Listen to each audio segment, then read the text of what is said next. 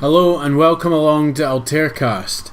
This evening we have James Abel with us in the studio and we're going to be playing some great music.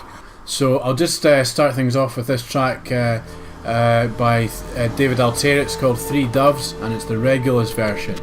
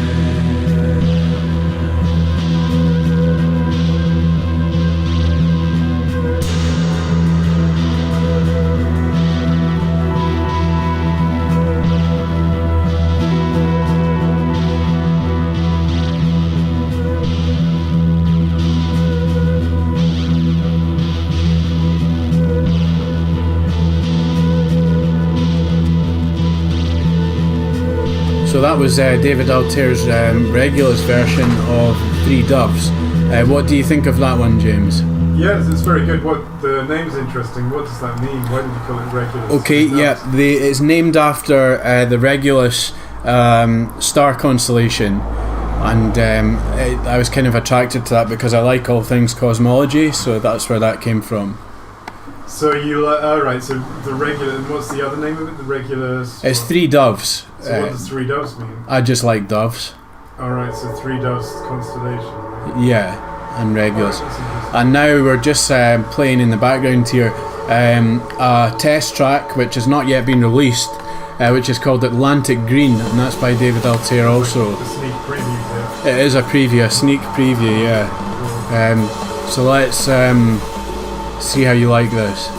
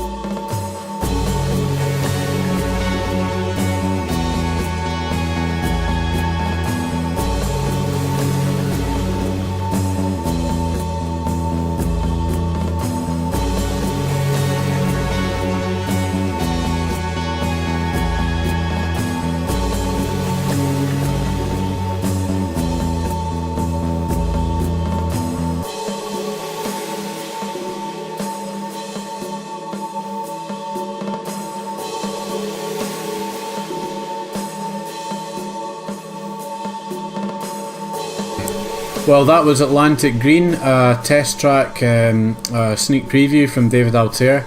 James, what do you think of this track? I think you've maybe used it for something, have you? Yeah, I think so. I think I've used it for something, yeah. Cool. And how did it turn out? Yeah, it's always very good, yeah. Sweet. Well, next we've got a track. This one's actually by Chameleon Jersey, who was an old moniker of David Altair. So I'll bring you this one now. It's called Zolkin. I hope you like it.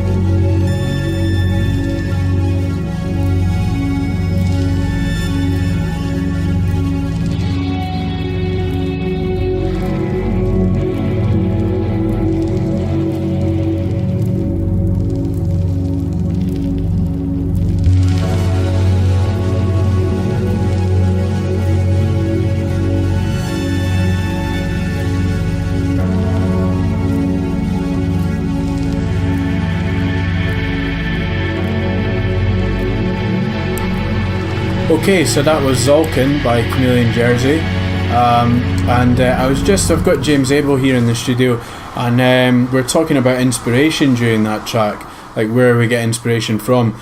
James is actually an artist and designer as well, so he is constantly having to look for good inspiration. James, what do you feel about this? What do you mean? Inspiration, where do you get inspiration from? Oh yeah, I get inspiration a lot. I mean, I get inspiration from going out and looking at things in the city. I like cities, And then Cool. also I like to look at nature. And I also get inspiration from, so every day I make myself draw, so I do draw every day. So if you look at my website, my new website, jamesableart.com, I've just updated it. One of the features is draw every day, so by the end of September I'm going to record every day doing a drawing. So even That's if it's, cool. yeah, even if it's just, I just make myself do a doodle, I find that gives me ideas, so that's at the core of doing work. So you do a drawing and you come up with some new ideas, even if it's just some shapes. That's cool. So if I'm not inspired, I just pick up a pen and do some drawing. Yeah. And just see what happens, yeah. Well, that's good. Well, inspiration-wise for me, I suppose a lot of it comes from books that I read. A lot of it came from sci-fi, and books like that. So, and poetry as well. I get a lot of inspiration from poetry that I write and that I read as well. There's quite often my tracks involve spoken word as well, and that's my inspiration from the poetry side of things. But we're gonna. Science fiction is a good idea to get ideas from science fiction. Yeah, stories. most of my good ideas came from science fiction. Actually, that was when I wrote the Chameleon Jersey album. Right. That was when I was heavily into science fiction. Yeah. We're gonna play another track now. This one's called "Way It's Meant to Be."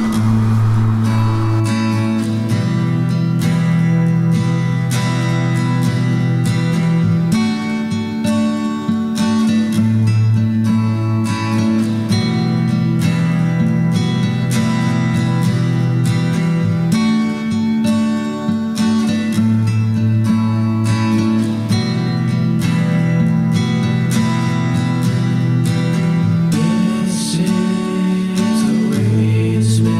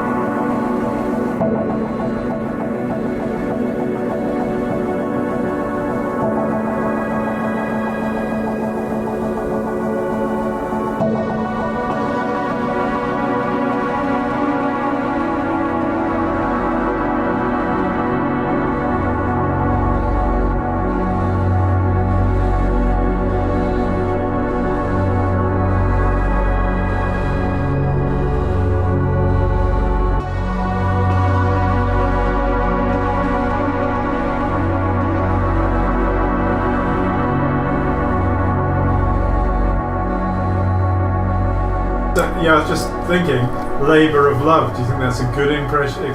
Labour of love.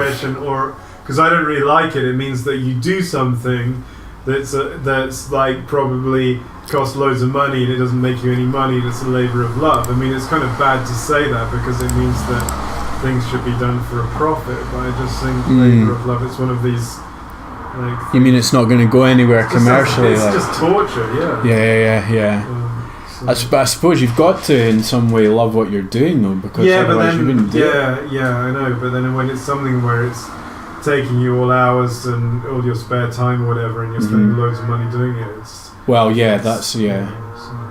mean, I'm all into commercial work, so trying to make work quite commercial. Well, I suppose the kind of work that I do isn't too commercial, unfortunately. It's ambient techno at a push, and it's got spoken word as well. But for me, that's what the message of that is what matters for me, because otherwise I wouldn't do it. I mean, exactly. I mean, I don't mean doing something that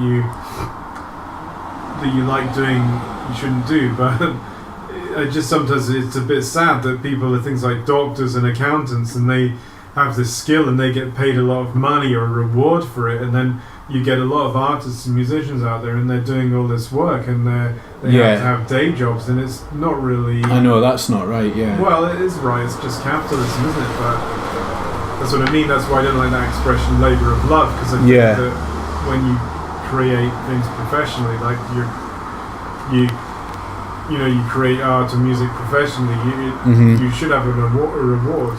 Definitely, yeah. The problem with digital, I mean, people think everything, has to be free, so that's why you have to change you have to take action and change to how you earn your money, and it's happening in art as well as, it's happening in music. And that's right, it's because we mentioned poetry earlier as well, I'm going to do a quick reading. To change the subject. No. It's just we have to move on. We don't have much time between songs, really. Go for it. Okay, so this one's called "Have You Seen the Star?" It's a performance piece, and you might recognise it from a track by David Altair with the same name. Have you seen the star? What star? Yeah, you know it. Have you seen? Here we go. This is the reading. Right. Do we find out what the star is? The star is our star. It's called the sun, but you'll hear that in a second. Okay. Have you seen the star that we call our sun? Have you really seen it well? Have you seen its birth, and did you see it coming into being before it gave birth to our earth and all of its celestial siblings? Did you see its resplendent undulating orgy of chaos and orchestral maneuvers in the dark? So do you know the star that was given birth and gave birth? Do you know the parent of all parents, who bore the greatest agony and ecstasy and calm conflagration for her sons and daughters, because without which the same could not be true of you? That was a spoken word piece by David Altair on a track with the same name, which is a timely point to actually play that track for you now.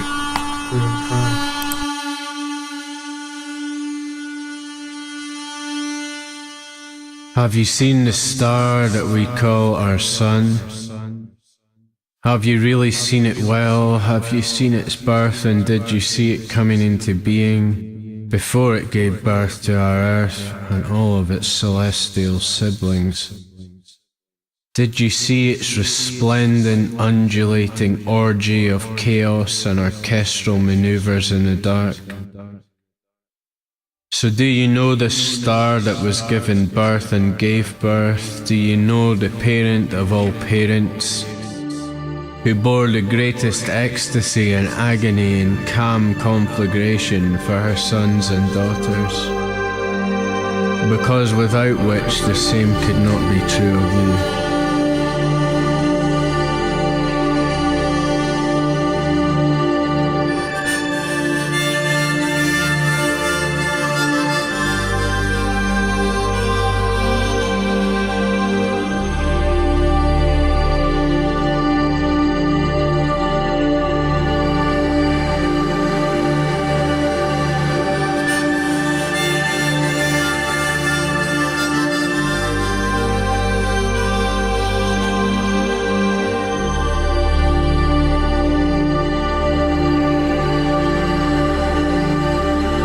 Have you seen the star that we call our sun?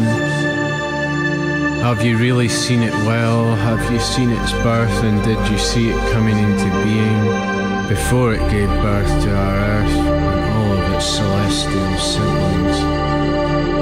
Did you see its resplendent, undulating orgy of chaos and orchestral maneuvers in the dark? So do you know the star that was given birth and gave birth? Do you know the parent of all parents, who bore the greatest ecstasy and agony in calm conflagration for her sons and daughters? Because without which the same could not be true of you.